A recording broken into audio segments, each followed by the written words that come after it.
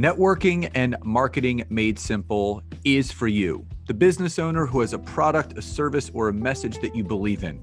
My name is Scott Aaron, and each week we'll take a behind-the-scenes look into the real-world marketing and networking tactics and strategies for getting what you have in front of you to a lot more people. Thanks for spending time with me, and now let's get started.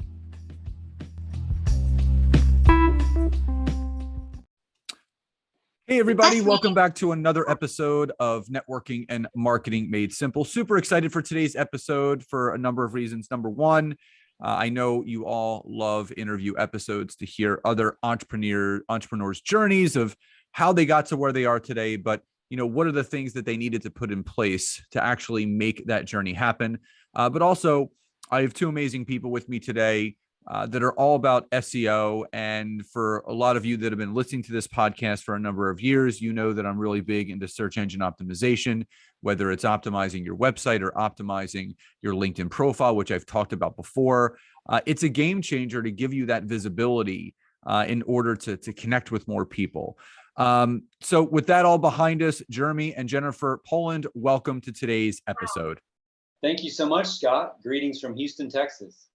So if before we kind of move forward with the cart, let's kind of go back before we move ahead. And for the listeners that are not familiar with you guys and your company, DIY SEO, talk a little bit about the company and what it focuses on. But most importantly, what do you guys feel was the catalytic moment for you that has set you on this path to where you guys are today? Oh, wow. Okay, great question. I'll start with that catalytic moment. I was working in nonprofit at a church. My wife was stay at home with 3 children. We now have 8 children at the time, and we needed to make some extra money. And Jennifer tapped into an old connection that she had and some great work she'd done in the past.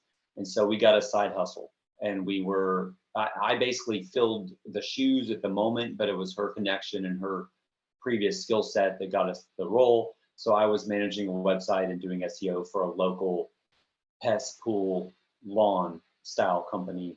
And that was the catalyst in 2013. And I also started listening to podcasts and I'd been listening to podcasts and going down the online. He wrote a couple books, and it was like, okay, well, now we need to figure out how to promote our books. Oh, now we need a website. Yeah, how do we promote the website? And it just kind of... They were related to my work at the church, and they were just independently published, and I went down the road of learning. And I knew all of the prehistoric marketing techniques. Billboard, sales, media. But it became obvious that this was just the digital side was something we really needed to learn and brush up on. And so that led to an agency. Eventually went full time. Was able to make a fair living for the family that way, and then developed my own system because I'm very systematic in my thinking anyway, and I'd like to become more and more efficient in my repeated processes, so on. And so over time, I realized, hey, I really do have a cool system here to do SEO methodically for small businesses, startups, and that led to DIY SEO. So as you entered this kind of new entrepreneurial endeavor, what was, I would say, a learning curve or a challenge that you faced that you necessarily didn't think about or think of when you started to do what you guys were doing? Man, so many learning curves, and I can definitely say I feel like our journey's taken a long time. Very patient wife. Again, we were blessed with some solid client work, and we were able to pay bills and grow and have some excitement. But this system, I just can't believe how long it took to kind of fine tune and wrap it up in a bow, and it's still never done. I mean, he works on it daily. I add to it, yes. Yeah.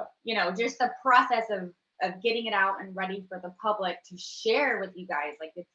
It's taken a lot longer. Yeah, I mean, probably 2-3 years, and maybe a little bit of over learning, potentially a little bit of self, doubt, fear, and just general slog. And we are heavy burdened with a wonderful family life. So between the client work, family life. And we live on a farm.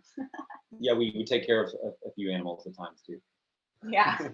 Sometimes they end up in my car and I take them to my Yeah, class. she took a chicken to a real estate class the other day, and I came to pick up the chicken from the real estate Like class. it was in my car. I didn't want it to die in like 110-degree Houston weather. So I had to take it into class.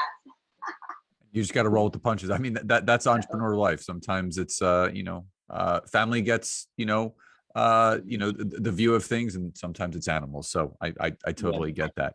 Now, so people hear the buzzword SEO all the time, and there's a lot of seasoned and new entrepreneurs that listen to this podcast that are still really focusing a lot of their business efforts and visibility through the means of social media. They're maybe not leveraging their website enough. They may not be leveraging their email list enough, but also obviously search engines such as Google, Yahoo, and Bing. What are some misconceptions about SEO that a lot of people feel about it, that it may not be necessary, or I don't know if it's something that I need to invest any time, energy, or effort in, that if people really did understand how it works, they would see the bigger picture of how it could be an asset to what they're doing in business? Great question. Okay, I would say two quick misconceptions that I've encountered fairly often. One is that SEO has to be extraordinarily expensive or extraordinarily complicated. And so some people see this very large mountain in their mind and just don't ever attempt to take any action. Most of our experience and success in our message is tailored to small local style businesses or startups or niche, niche online folks who aren't in that competitive of an arena and who can make some pretty big gains if they'll just kind of get a basic orientation and take some steps. Misconception number two is that on-page SEO is the majority of the game. And so people often sort of park at on-site SEO and focus their thoughts and their energies only on on-site SEO, which is important. But what is on-site SEO? On-site SEO is sort of everything underneath the hood of your website. Things like alt tags, metadata, which are simply bits of information that you put inside your hood, essentially. Things like page speed, the size of images. Usually these are really quick fixes, again, for small users. So that's why it's a misconception. You can fix these things for $50 for many people, and then move to the bigger picture, which is the backlink building and networking online, the bigger end of SEO. The backlink building is often what people are neglecting. Yeah, they kind of neglect that. Like I've encountered people spending a lot of money at agencies or with some sort of service provider. Yes, I'm paying for SEO. I'm paying X amount. Oh, awesome. Are they building any backlinks? Well, no, they fixed, we sort of dove deep, looked up what was going on the back end, and somebody had fixed mistakes on the website and made a smooth working website. And that was commendable, but they weren't really advancing their domain authority or their strength, or there wasn't a content and backlink strategy at all. And so you're like, that helped. They're not really catching their competition. But that was like a $100 service, potentially from an outsourcer or something you could have done. So, it's pretty rare that husband and wife teams come together like this and grow and scale a business. I can relate. My wife and I have done that.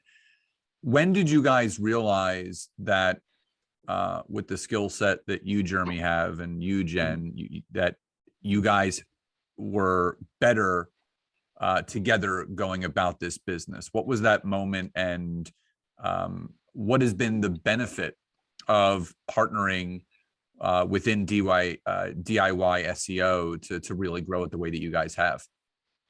Well, I feel like I can speak more to the layperson that doesn't understand the technical side of SEO. Even though I have a marketing background, I have to have him break down words for me repeatedly. I'm like, wait, what is a referring domain? Like, I don't understand. Why is that important? But it's actually really important to understand these words. And I just find I can talk to potential clients in that way. And I like to be on camera and promote it. And you like sales, you like networking. Yes. I mean, she's gone through a little bit of a personal journey of, you know, she's been in full-time motherhood, and now she'd like to get back in the professional world. And, you know, so she just realized, hey, you know, what my husband's been working on. In the beginning, it was a little bit of a problem because just the time it was taking. And I'd be like, come on, have we done this? Have we done this? And so I kind of found myself CEOing his work and kind of like pushing him forward and like, this is your step. And like, he kind of needed that. He needed me to kind of like break down, like, where are we and where are we going and when? And let's put some timestamps on that, because you could just keep building forever. Yeah, that's a good point. We wanted to push this out there because she helped push it the forward. more people we can help, the more money we can make. And I know we are helping people. We see it every day in our own agency. Mm-hmm. So releasing this to the public, it's kind of a no-brainer. Every time we pitch it, people buy it, and it's working. I had the initial vision, and then I gave her permission. She came in and was like, hey, I'm going to be the CEO and kind of like push you forward. And based on your initial vision, and then, you know, it's been good. I mean, she's had to learn maybe to not be quite as critical at times. Yeah, I can be kind of critical sometimes. And like, just understand that I do still have clients, and we're not multimillionaires and so on yet, you know, but we're balancing some good relationships that we already have with dreams and you know, new things that we're working on too. No, that's great. You know, my wife and I always describe the way that we structure our company is almost like a restaurant.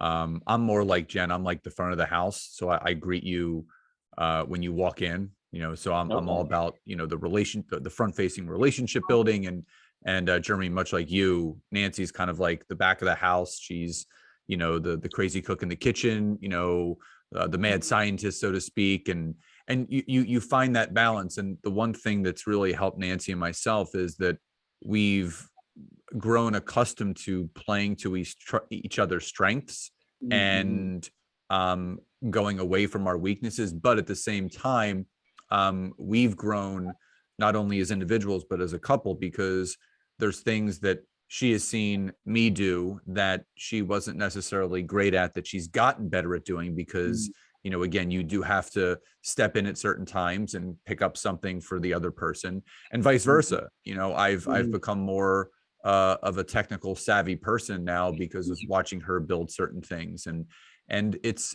a big benefit, because you know, when you're running the business yourself, if God forbid something happens with someone on the team and, you know, they're sick or, you know, they're on vacation, you know, you need to be able to step in and, you know, as the owner of the company and the business, step in and do something that needs to be done to continue to have the business rolling forward.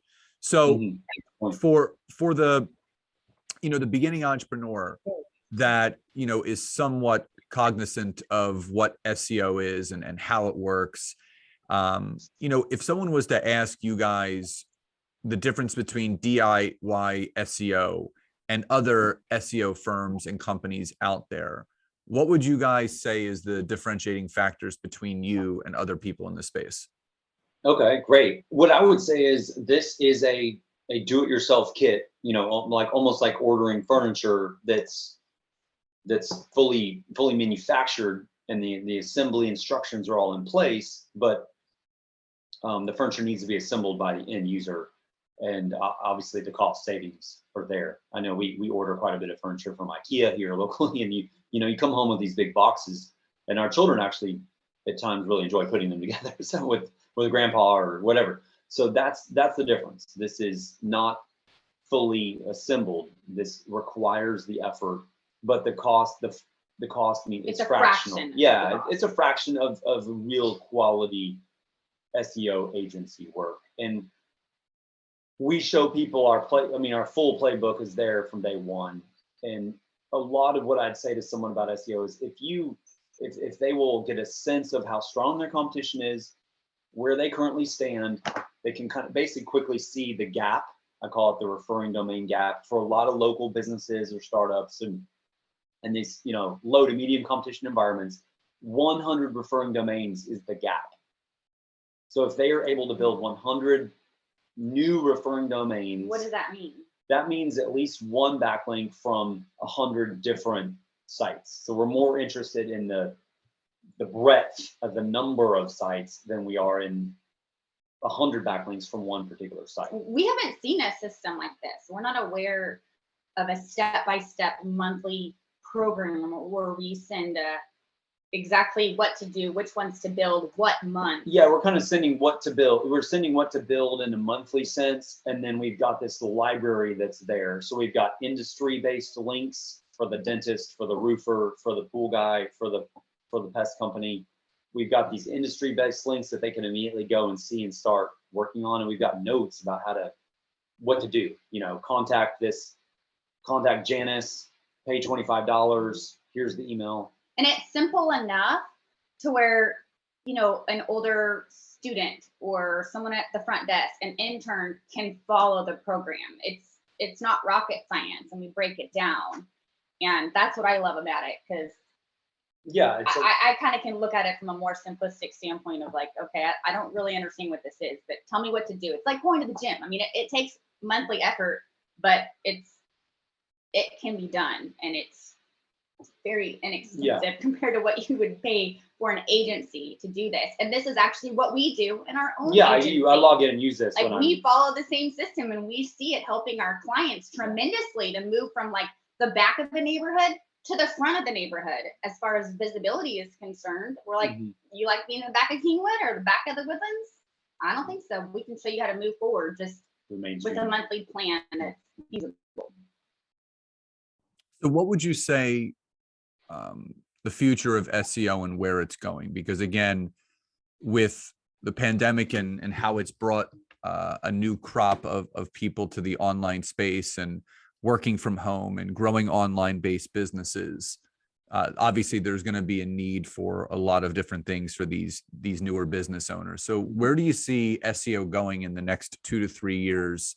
And, you know, how can it be a real positive attribute to a lot of these newer businesses? Great question. I see social media playing a greater role in the algorithm and the way Google views websites.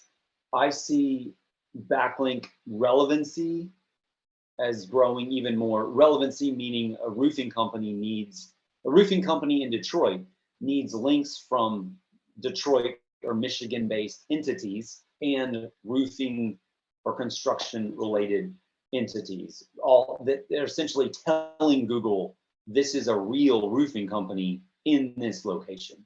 So those two things, probably the importance of social media and getting some kind of reaction online. Most companies have a page and an Instagram account or whatever, and are posting, but posting regularly and finding ways to get some kind of community or user reaction is going to play a bigger role. And it's easier to build websites these days. There's, you know, a lot of programs, people, they have these websites, and then they just kind of sit there, and I'm seeing them focus more on social media because it's kind of fun, it's the buzzword, but they're neglecting SEO because they don't really know. It sounds very complicated. Like, I mean, yeah, it sounds complicated, but I think having like some kind of plan where they're kind of moving forward. It's almost like it'll make a huge difference. Like bodybuilding, basically, where you are continuing to grow these muscles with the workout plan. You've got a plan, you're eating, and you're just, you know, you are building, and you look bigger in 6 months, or, you know, whatever the goal was, you've improved significantly in 6 months because you're doing something. The small businesses that will embrace that, harness some of their existing assets. Like within DIY SEO, we show people how they can use an event, a community service offering, a scholarship, a job opening for natural and fair and ethical PR and SEO game. So if they've got a job opening, I show them places to kind of sling that around. And this is white hat SEO. Yeah, this is all like high stuff. This is like above board. Yeah, this is like individually building profiles, going to sites, you know, joining legit industry websites. I'm just showing people, giving them ideas, and then really the best students will probably just almost be able to run on their own. They'll be like, oh, now I get it. You know, I know so much more about roofing than the guy who built DIY SEO. I'm gonna just keep going down this road. But you have industry specific. I do have industry specific stuff, but they'll be able to go past what I've gathered for them, eventually, and like, oh, I know all the special blogs for roofing, and if they go there, reach out, give a quote. I mean, they'll just kind of have these practices built in their mind. If they do this, it's for kind 6 of months. a game. Yeah, it's like a game. A 6 month to a year game. Yeah. And I mean, of course, we love people to stay on as long as they like. But if someone will embrace it for 6 months to a year, do it, they've already caught the competition. They've got some habits. They can go forward. I follow the techniques of the big boys and I bring them down to more local users. So I'm looking at big brands and what they've done to scale and like create very powerful domain authorities, online presences, and I've cataloged that. So for example, Lawn Starter is a big national brand. They sling around discounts for law enforcement. These are legitimate 10-15% off. And they're getting hundreds of backlinks from sites that list discounts for these categories. And I show a small business how they can do the same thing. Yeah, when you fail to plan, you're planning to fail, and you have to have something into place. Now, before I get to my final question, if someone is interested to find out more about DIY SEO and how you can help their individual business or whatever it is they're looking to grow, what's the best way for people to connect with you guys? They should go to the link in the show notes. It would take them to our DIY SEO online presentation. It's a 10-minute, more detailed walkthrough of exactly what this is and how they can tap into it. It's the action steps. We're available through an online community. It's not Facebook based. We've got the backlinks, the monthly program, the special plays, some of the things I've alluded to, just all available within the login that they would receive to the site. Awesome. They also get a customized Google Sheet, and they can just start rolling. And agencies, we've we license this to agencies too, and like web developers, and sometimes people aren't offering SEO service, and they know they should, and they're essentially missing out on revenue. So they can add a whole new revenue stream. They don't just build websites now. Now they actually offer SEO, which is much more lucrative, and they use our system and sell through the clients. Yeah, we show people if someone's an agency, a web developer in that realm, like we share what we would price this at for a couple of different size users and exactly what we would deliver on a monthly basis, and 20 to 30 new referring domains per month cataloged in the sheet shared with the client. So it's just so open source, and then we can run the keyword report on a monthly basis, and we see the most, the biggest gains 3 to 6 months. We can show them, with like an Ahrefs report, it'll be all green and up, 90% green and up, because Google is respecting them more, knows them more, ranking them higher, and they can get more targeted, but that's well, all again, for the listeners, all that information will be in the show notes and the description of this episode. So guys, final question before we sign off. What does success truly mean to you? I mean, I would say we can both answer. Success means to me like honoring God and feeling like, you're following his path in your soul, and like you truly were a blessing to others around you. And on maybe a more tactical level, it means having time and peace. And I think we know entrepreneurship can lead you in those directions. When you're using your gifts, you genuinely are helping people out of your skills, experiences, and gifts, and you're increasing your time and your peace level for yourself and your family. What do you think? For me, another element is creating a business that our children can join. We have 8 kids, and like I envision growing this business, and we've already been teaching them how to do some things, and just so where they could jump in if they would like as part of their career. And so we're building like a family business, a legacy, and something we can keep growing. That's a good point. Yeah, we were both envious of people who had family businesses that they tapped into. We didn't, have that given to us, but it's, it's nice to think about that potential. We homeschool, so We homeschool, It so gets a yeah. little crazy. Our We 13-year-old creative school. Our 13-year-old has built some backlinks. Like he's kind of gone through some of the key steps of what we do. Yeah, success means something different for each person. For Nancy and I, it's doing what we want with who we want, when we want, whenever we want. And we want to spend more time living than working. And again, leaving that legacy, as you guys mentioned. So Jeremy, Jen, thank you so much for being here today. It was an honor and a privilege. And I hope the audience got a ton of value from this and understanding the true benefit of SEO and how it's important. And I really encourage everyone that's listening to check out the links in the description of the episode. So Jeremy and Jen, thank you so much again for being here today. You bet. Thank you, Scott. Enjoyed it. Scott.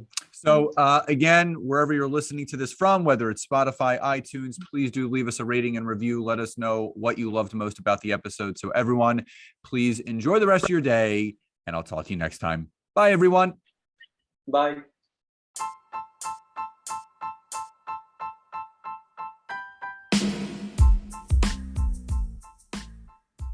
Thank you so much again for checking out today's episode. And if you are listening through iTunes, Spotify, wherever you are, please leave me a rating and review. Let me know what you loved, what you would like to see improved, or ideas you have for future episodes. And if you are interested in taking your business to the next level, don't hesitate to go to my website, www.scottaaron.net, where you can schedule a free discovery call with me, where I can learn more about you, your business, what you're struggling with, and how we can work together. And don't forget to check out my wife, Nancy, and mine, our free community on Facebook called LinkedIn Leads for Life. We would love to see you in there. Have a great rest of your day.